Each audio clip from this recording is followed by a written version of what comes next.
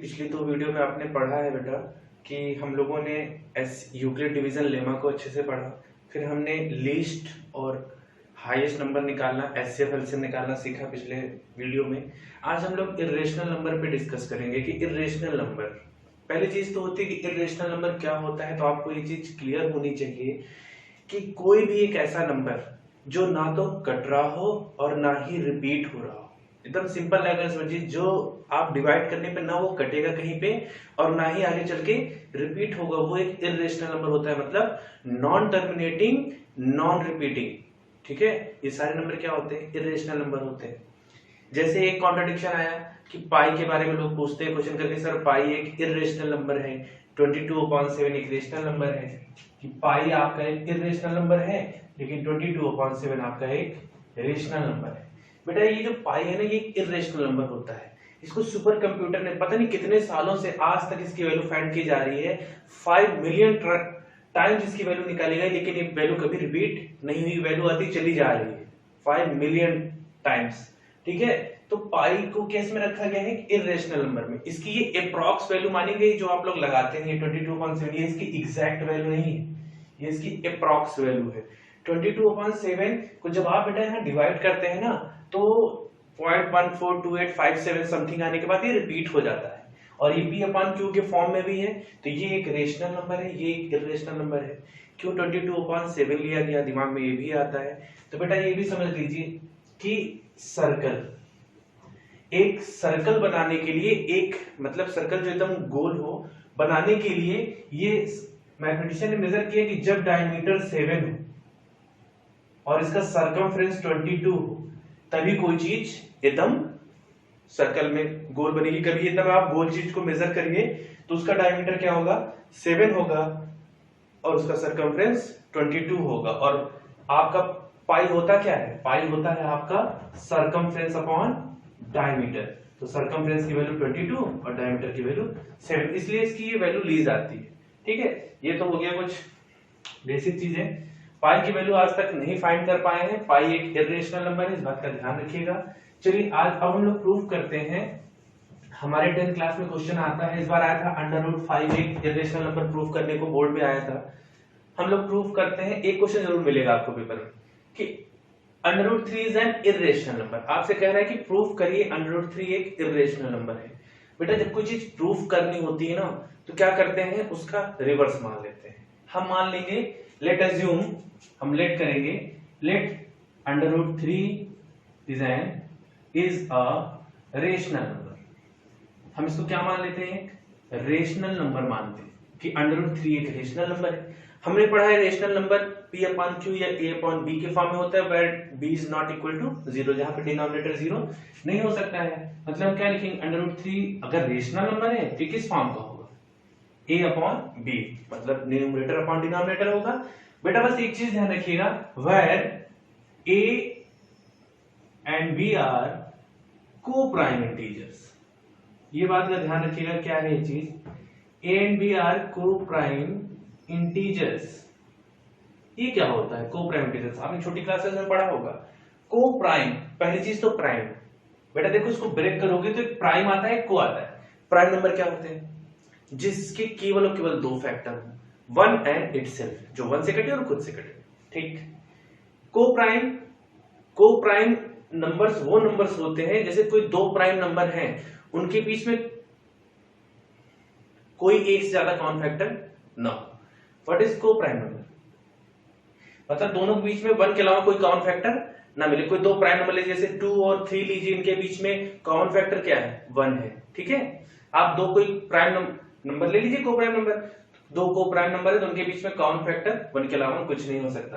तो A and B are को prime integers, मतलब A एंड B क्या है, दोनों को प्राइम इंटीजर्स है, मतलब इनका 1 के अलावा कोई कॉमन फैक्टर नहीं होगा। हमने क्या कहा, हमने मान लिया √3 को एक रेशनल नंबर मान लिया। रेशनल नंबर को A/B के फॉर्म में लिख सकते हैं, A एंड B आर को प्राइम इंटीजर्स। दोनों साइड स्क्वायर कर दीजिए। जब दोनों साइड स्क्वायर करेंगे तो क्या हो जाएगा, स्क्वायर से √ कटेगा, 3 इज इक्वल टू A²/B², यही होगा ना बेटा, स्क्वायर ये इसका स्क्वायर और इसका स्क्वायर मल्टीप्लाई कर दीजिए, तो क्या लिख सकते हैं, A² is equal to cross multiply होगा, दैट इज 3B²। इतना हो गया। अच्छा अभी आपने पढ़ा है मतलब a की जो वैल्यू होगी बेटा वो 3 का कुछ मल्टीपल होगा ना। अरे ये 3 से मल्टीप्लाई हो रहा है, b की कोई भी वैल्यू रख दो तो मतलब क्या होगा यहाँ पे 3 एक प्राइम नंबर है एंड 3 डिवाइड्स किसको करेगा, 3 डिवाइड करेगा a स्क्वायर को, तो 3 डिवाइड करेगा a को भी। कैसे बेटा, यहां से मतलब हुआ कि 3 जो है अगर इसको अपॉन में लाए तो 3 डिवाइड करेगा a स्क्वायर को, तो 3 a को भी डिवाइड करेगा। कैसे, मान लीजिए कोई नंबर है 9 का स्क्वायर क्या है 81, 9 का स्क्वायर क्या है 81 है, ठीक, तो 3 81 को डिवाइड करेगा ना, कट करेंगे डिवाइड हो जाएगा, तो 3 9 को भी डिवाइड करेगा। मतलब अगर वो इसके स्क्वायर को डिवाइड कर रहा है तो वो इसको भी डिवाइड करेगा। इसका मतलब समझ में आ रहा है ना, ठीक है। तो 3 divides a square then 3 divides a, मतलब आपका a की वैल्यू क्या होगी, a कोई 3 का मल्टीपल होगा, मान लिया 3 के एक कांस्टेंट है, ठीक है। आपने क्या मान लिया इसको, आपने a इज इक्वल टू 3 के मान लिया, फिर k मान लीजिए कोई इंटीजर है, सम इंटीजर, कोई भी आप इंटीजर मान लीजिए इसको, सॉरी, ठीक, k आपका कोई इंटीजर हो गया।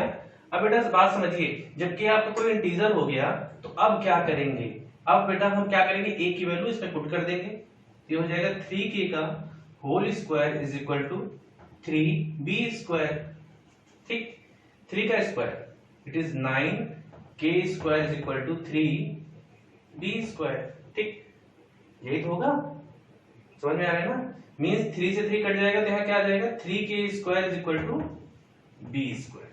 मतलब अब जो b की वैल्यू होगी वो भी क्या होगा बेटा, 3 का एक मल्टीपल होगा। मैंने क्या किया, क्योंकि a 3 का मल्टीपल है ना बेटा, ये देखो दिख रहा है ना, ये 3 का मल्टीपल है, तो 3 a स्क्वायर को भी डिवाइड करेगा तो 3 a को भी डिवाइड करेगा, तो a is equal to 3k ले लिया, 3 की वाली वैल्यू यही a में पुट कर दी, तो ये 9k स्क्वायर हो गया, 3 1 जा 3, 3 3 जा 9, यहाँ क्या आ गया 3k स्क्वायर आ गया is equal to b square. मतलब अब यहां से क्या आएगा, 3 इज अ प्राइम नंबर, 3 एक प्राइम नंबर है, 3 किसको डिवाइड करेगा, 3 divides b square, then 3 divides, अगर 3 b स्क्वायर को डिवाइड कर रहा है तो 3 b को भी डिवाइड करेगा, यही होगा ना। 3 एक प्राइम नंबर है, 3 b स्क्वायर को डिवाइड करे, बेटा ये अपॉन में आ जाएगा, तो 3 b स्क्वायर को डिवाइड करेगा, उसके स्क्वायर को डिवाइड कर रहा है तो b को भी डिवाइड करेगा, ठीक। लेकिन हमने क्या मान रखा है कि हमने ये मान रखा है, तो इसका मतलब बेटा देखो 3b स्क्वायर और b को भी डिवाइड कर रहा है, 3a स्क्वायर और a को भी डिवाइड कर रहा है, तो 3 क्या हो गया, एक कॉमन फैक्टर हो गया, तो आप आगे लिखेंगे दस 3 is a common factor of a and b। 3 क्या हो गया, दोनों का कॉमन फैक्टर हो गया, a का भी हो गया और b का भी हो गया। बट हमने क्या मान रखा है, हमने क्या मान रखा है कि a एंड b आर को प्राइम इंटीजर्स, a और b का कोई भी 1 के अलावा कोई कॉमन फैक्टर नहीं हो सकता। ऐसा क्यों हो रहा है, दिस कॉन्ट्रडिक्शन, ये कॉन्ट्रडिक्शन क्यों आ रहा है, क्योंकि हमने √3 को एक रेशनल नंबर मान लिया है। अगर हमने बेटा जब गलत एज्यूम कर लिया है तो हमारा आंसर भी गलत ही आएगा। हमने माना है ना कि को प्राइम है, मतलब इनका कोई कॉमन फैक्टर 1 के अलावा नहीं आएगा, लेकिन यहाँ पे 3a का भी कॉमन फैक्टर है और 3b का भी कॉमन फैक्टर है, तो ये कॉन्ट्रडिक्शन क्यों राइज हो रहा है, क्योंकि हमने √3 को एक रेशनल नंबर मान लिया है, इसीलिए √3 एक इर्रेशनल नंबर होगा, ठीक है। समझ में आया, मैं एक बार फिर से रिवाइज कर दे रहा हूं, √3 हो, √2 हो, √5 हो, सब में सेम डेरिवेशन होगा, कुछ नहीं। मान लीजिए यहाँ √5 होता तो हम लिख देते √5 एक इरेशनल नंबर है, कुछ नहीं, इसको क्या मानिए, let √5 is an rational number. हमने रेशनल नंबर मान लिया, रेशनल नंबर है तो a अपॉन b के फॉर्म में लिख लेंगे, ठीक है। देखिए हम यहाँ पे 3 की जगह क्या कर दे रहे हैं, 5 कर दे रहे हैं, √5 इज अ रेशनल नंबर, तो यहाँ क्या हो जाएगा, √5 is equal to a upon b, दोनों साइड स्क्वायर कर देंगे, तो यहाँ क्या आ जाएगा, 5 is equal to a square upon b square, a square is equal to 5b square, ये आ जाएगा, ठीक। अब मतलब क्या करेगा, 5a स्क्वायर को डिवाइड करेगा तो 5a को भी डिवाइड करेगा, आप लिखेंगे 5 is a prime number, 5 divides a square, hence 5 divides a। अब मतलब बेटा आपका क्या है, मतलब a जो भी होगा वो 5 का ही तो कोई मल्टीपल होगा, तभी तो उसको 5 डिवाइड कर रहा है, तो a आपने मान लिया यहाँ पे 5k मान लिया, where k is some integer, तो a की जगह क्या रख दीजिए, 5k रख दीजिए, जहां जहां 3 था हमने हटा करके वहां 5 कर दिया, बस और कुछ नहीं, बात को समझिएगा।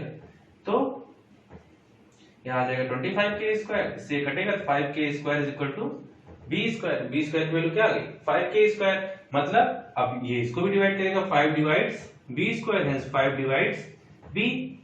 अब आप आगे क्या लिखेंगे 10, 5 is a common factor of a and b, 5 क्या है कॉमन फैक्टर है ए और बी दोनों का। दिस कॉन्ट्रडिक्शन अराइजेस कि A and B are co-prime integer, मतलब A and B have no common factor other than 1, A और बी का कोई कॉमन फैक्टर 1 के अलावा नहीं होना चाहिए। ये कॉन्ट्रडिक्शन क्यों हो रहा है, बिकॉज √5 हमने एक because of the wrong assumption हमने √5 को एक रेशनल नंबर माना है। इसका मतलब क्या होगा √5 एक इर्रेशनल नंबर होगा। आई होप आपको समझ में आया होगा। आप आर.एस. अग्रवाल की बुक में भी देखिएगा, वहां पे भी सारे क्वेश्चन लगे हुए हैं। मैंने आपको समझा दिया। अगर आपको नहीं समझ में आता है तो आप मुझे फोन करके पूछ सकते हैं।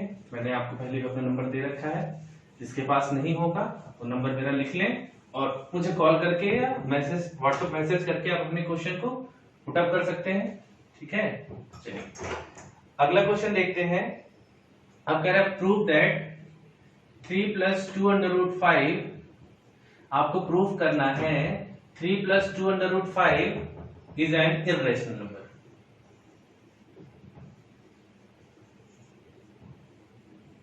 आपको ये प्रूव करना है कि 3 + 2√5 एक इर्रेशनल नंबर होगा। फिर वही चीज आपसे कह रहा है कि ये एक इर्रेशनल नंबर होगा, तो इसको क्या मान ले, एक रेशनल नंबर मान ले। Late assume 3 + 2√5 is a rational number. हमने इसको बेटा क्या मान लिया है, रेशनल नंबर मान लिया। जैसे हमने इसको रेशनल नंबर माना तो इसको हम क्या लिख सकते हैं, a/b के फॉर्म में लिख सकते हैं। It is a/b। ठीक, where a and b are integers, a and b are, a और b क्या है आपके इंटीजर्स है, इंटीजर्स। अब 3 उधर चला जाएगा तो 2√5 इज इक्वल टू क्या आ जाएगा a/b, ये 3 इधर आएगा तो -3 हो जाएगा। एलसीएम ले लेंगे तो अपॉन में 3 आ जाएगा, a - 3b, ये 2 भी नीचे आ जाएगा। ठीक बेटा, ये 2 नीचे आ जाएगा यहां से तो 3 × 2 हो जाएगा, मतलब √5 इज इक्वल टू क्या आ जाएगा a - 3b/6।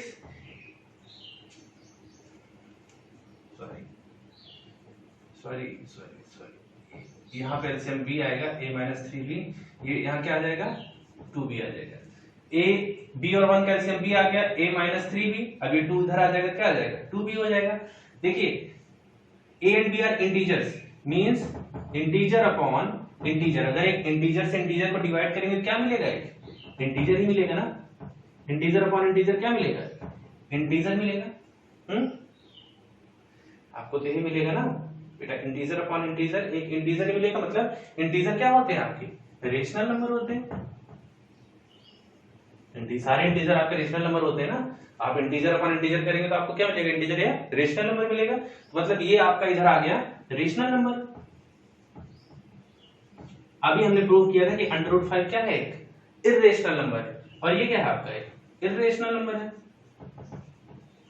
तो क्या एक इर्रेशनल नंबर कभी रेशनल नंबर के इक्वल हो सकता है, नहीं हो सकता है। ये कभी आपस में इक्वल नहीं हो सकते। ऐसा क्यों हो रहा है, बिकॉज ऑफ रॉन्ग एजम्पशन। हमने यहाँ पे गलत एज्यूम कर लिया है कि 3 + 2√5 एक रेशनल नंबर है। इसका मतलब 3 + 2√5 क्या होगा, एक इर्रेशनल नंबर होगा। अब बेटा बात समझिए, ये क्वेश्चन बोर्ड एग्जाम में 2 नंबर में आता है, तो आप क्या करेंगे, आप सिमिलर यही प्रोसेस करेंगे। यहां दिखाएंगे कि एक irrational number is not equal to rational number. This contradiction arises because of wrong assumption, hence 3 + 2√5 is a irrational number. लेकिन यही क्वेश्चन 3 या 4 नंबर में आ जाता है। तो अब आप यहां इसके आगे क्या करेंगे, जैसे मैंने अभी √5 को प्रूफ किया था कि ये एक इर्रेशनल नंबर है, आप फर्दर इस √5 को आगे इर्रेशनल नंबर प्रूफ करके दिखाएंगे। ठीक है, 3 या 4 नंबर में आता है, लेकिन अगर यही क्वेश्चन 2 नंबर में आता है इतना सफिशिएंट है इसका सॉल्यूशन। ओके, पॉइंट समझ में आ रहा है बेटा। चलिए कुछ क्वेश्चंस भी बच्चों द्वारा पुटअप किए गए थे, जो मैंने 2 वीडियो बनाए हैं। उन्होंने कहा था सर कुछ इस तरह के क्वेश्चन बता दीजिए, और बच्चों का रिस्पांस काफी पॉजिटिव आया है कि उनको समझ में आ रहा था। आप अपनी बुक लेकर के बैठेंगे तो आई होप आपको क्लियर हो ही जाएगा। जैसे देखिए क्वेश्चन और है इसी टाइप का आर.एस. अग्रवाल में, कह रहा है इफ a इज रेशनल, बात समझिए, इफ a इज रेशनल, कह रहा है a एक रेशनल नंबर है and under root b is an irrational number, ये एक इरेशनल नंबर है।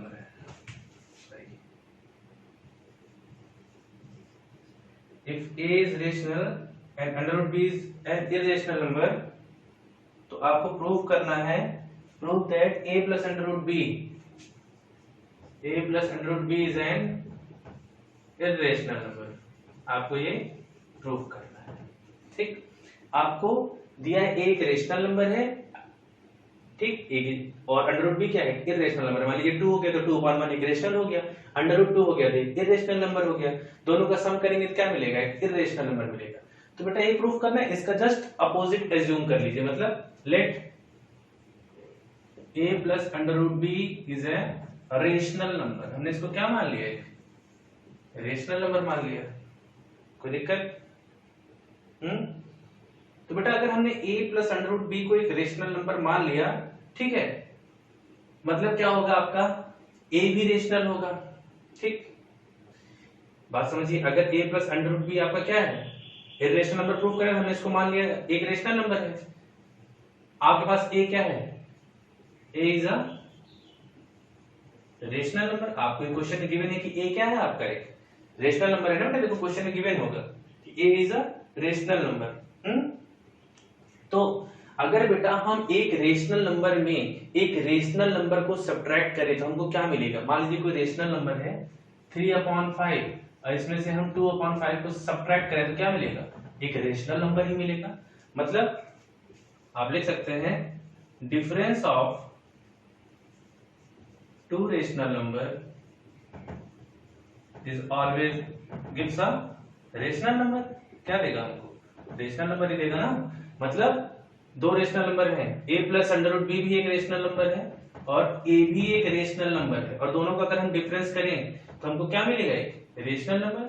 मतलब आपका अंडर रूट बी भी क्या आ रहा है, एक रेशनल नंबर आ रहा है। हमने दोनों का डिफरेंस कर दिया ना, तुमको अंडर रूट बी क्या मिल रहा है, रेशनल नंबर मिल रहा है। लेकिन अंडर रूट बी है क्या, एक इरेशनल नंबर है। इसका मतलब ये कॉन्ट्राडिक्शन क्यों अराइज हो रहा है, this contradiction arises because of wrong assumption। आप अपनी लैंग्वेज में लिखेंगे this contradiction arises because of wrong assumption, hence a plus under root b is an irrational number। हमने यहाँ क्या मान रखा था, इसको रेशनल मान रखा था, ठीक है। तो ये क्या हो जाएगा आपका, इरेशनल नंबर हो जाएगा। समझ में आ रहा है बेटा, चलिए अच्छी बात है। अब आप ये सारे क्वेश्चन इस तरह के आई होप आप कर लेंगे। आप अपनी एनसीईआरटी या आरएस अखबार उठाइए, इसी तरह के सारे क्वेश्चन बुक में गिवन है, आप उसको सॉल्व करिए। अगर आपको नहीं आता है, ठीक है, तो आप मुझे व्हाट्सएप पे मैसेज करिए या मुझे कॉल करके आप अपने क्वेरीज पूछ लीजिए। मैंने नंबर पहले भी बताया था, फिर से लिख दे रहा हूं, जिसके पास नंबर नहीं है नोट कर लीजिए। बेटा इस लॉकडाउन की कंडीशन में आप घर पे ही रह करके जितना ज्यादा से ज्यादा पढ़ सकते हैं पढ़िए, क्योंकि छुट्टियां कब तक चलेंगी किसी को नहीं पता है। और घर पे रहें और सुरक्षित रहें, ठीक। चलिए बेटा एक क्वेश्चन एक बच्चे ने पुटअप किया था, ठीक है। चलिए उस क्वेश्चन को थोड़ा सा डिस्कस कर लेते हैं। मैं उस क्वेश्चन को आपको बताता हूं। कह रहा है शो दैट, क्वेश्चन बहुत अच्छा है समझिएगा। सो दैट, मैंने पहली वीडियोस और दूसरे वीडियोस में इस तरह क्वेश्चन करवाए थे, लेकिन ये थोड़ा सा बस थोड़ा सा उससे अलग है वही चीज, प्रोसेस वही है। So that square of any positive integer cannot be of the form cannot be of the form 5m plus 2 or 5m plus 3 for any integer cube। चलिए अब इतना बड़ा क्वेश्चन लिखा है, फिर आपको पहले समझ में आना चाहिए क्वेश्चन कह क्या रहा है, तब आप क्वेश्चन पे प्रोसेस करते हैं। क्वेश्चन समझिए क्या कह रहा है। शो करिए कि जब आप स्क्वायर करते हैं किसी भी पॉजिटिव इंटीजर का आप स्क्वायर करते हैं तो वो can not be of the form of, तो वो 5m+2 और 5m+3 के फॉर्म का नहीं होगा। इसके पहले मैंने जितने क्वेश्चन कराए थे वो इस फॉर्म के होंगे, ये हमने प्रूव किया था। इस क्वेश्चन में पूछ रहा है कि इस फॉर्म का नहीं होगा, तो बेटा हम सिर्फ वही प्रोसेस फिर से फॉलो करेंगे। हम सारे प्रोसेस निकाल के दिखाएंगे, उसमें जो सारे प्रोसेस निकलेंगे उसमें से एक भी प्रोसेस आपका 5m+2 और 5m+3 का मल्टीपल नहीं बनेगा, तो हम क्या कह सकते हैं, ये इसका प्रोसेस नहीं होगा। जैसे समझिए, अब आपसे कह रहे हैं कि स्क्वायर करना है आपके सारे पॉजिटिव इंटीजर का, ठीक, तो आप क्या लिखेंगे, let a be any positive integer, जैसे हम पहले भी लिखते आए हैं कि हम क्या मानते हैं, let a be any positive integer by Euclid's division lemma a is equal to bq plus r, where r क्या लाई करता है, 0 less than r less than b। अब b को क्या मानेंगे, p को इसमें मान लेंगे late b is equal to 5, क्योंकि हमको बेटा 5 में दिखाना है ना, late b is equal to 5, तो a is equal to क्या हो जाएगा, 5q plus r, where 0 less than r, जहां जहां b है वहां क्या लिख देंगे 5, मतलब r 0 से लेकर के 4 तक लाई करेगा, तो इसमें कितने मिलेंगे, एक केस बनेगा 5q, एक केस बनेगा 5q plus 1, r की वैल्यू 0 रखेंगे तो 5q plus 0 मतलब 5q, 1 रखेंगे तो 5q plus 1, 2 रखेंगे तो 5q plus 2, 3 रखेंगे तो 5q plus 3 एंड 4 रखेंगे तो 5q plus 4। इतने केस बनेंगे इसमें, ठीक। अब आपसे कह रहा है कि इन सबका स्क्वायर कर दीजिए, तो इस फॉर्म का नहीं होना चाहिए, अब हमको इन सबका स्क्वायर करना है, तो पहला केस ले लेंगे, ठीक, स्क्वायर कर देंगे, a square is equal to 25q square, इसको चाहे ऐसे आप लिख सकते हैं 5 इंटू 5q स्क्वायर, 5q को आप m मान लीजिए, तो ये क्या हो जाएगा, 5 का मल्टीपल हो गया। सेकंड में आइए, इसका स्क्वायर दोनों साइड कर दीजिए, a square is equal to 25q square plus 1 plus 10q, तो बेटा देखो 25q स्क्वायर प्लस 10q को एक साथ लिख लिए, प्लस 1 को बाहर कर दिए। अब बेटा इसमें से अगर हम 5 कॉमन ले लें, हमको q भी कॉमन है, जरूरत नहीं है, 5q स्क्वायर प्लस, आपको क्लियरली दिखेगा कि 5 का मल्टीपल है, प्लस 2q प्लस 1, इस पूरे को m मान लें, ये क्या हो जाएगा 5m प्लस 1 के फॉर्म का हो जाएगा।